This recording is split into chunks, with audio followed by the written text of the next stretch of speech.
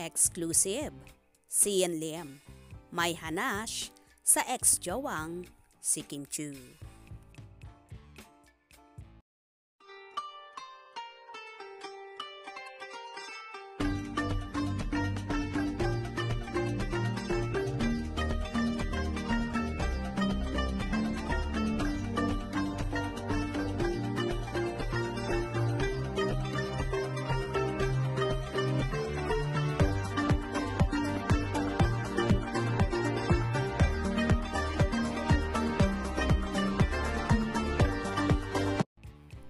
Sa naging statement nga ng kapuso actor-director na si Sian Lim sa naging hiwalayan nila ng nobyang si Kim Chiu, tila may pasaring at hanas naman ang aktor sa dalaga.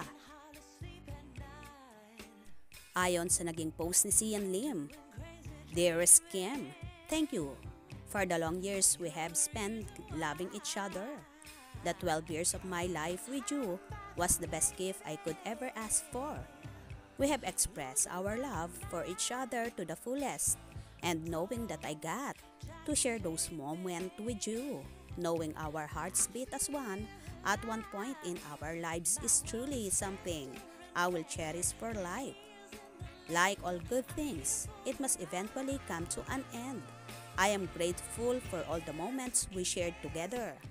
Thank you for all the unconditional love throughout the years. May respect and admiration for you as a person, as an artist, and as someone I spent more than a decade with will always remain." Samantala, sa huling parte ng mensahe ni Sian ay kapansin-pansin na tila nakukulangan nga si Kimi sa pagmamahal at pag-aalaga ang ibinibigay niya sa dalaga. "I wish that you will find all the happiness and love you are searching for. You deserve nothing but the best. No goodbyes here. I'll see you around, Pitonia at Chinita Princess." Isa kaya nga ba ito sa naging dahilan ng hiwalayan ng Kim Si? Or nainip lang talaga si Kimi na iyain siyang pakasalan ng nobyo na hindi naman talaga biro ang 12 taon ng pagsasama nila, nabibihira talaga ang umabot sa ganitong katagal bilang boyfriend-girlfriend ang magkasintahan.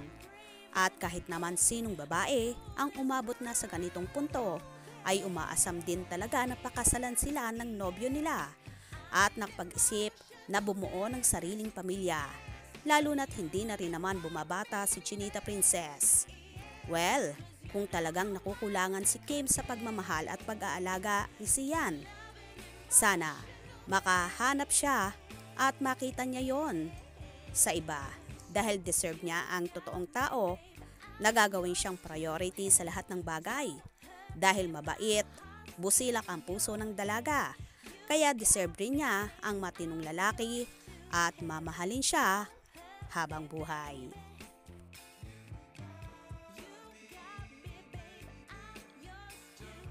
Kaya naman tumutok at huwag na huwag pahuhuli sa mga maiinit na kaganapan.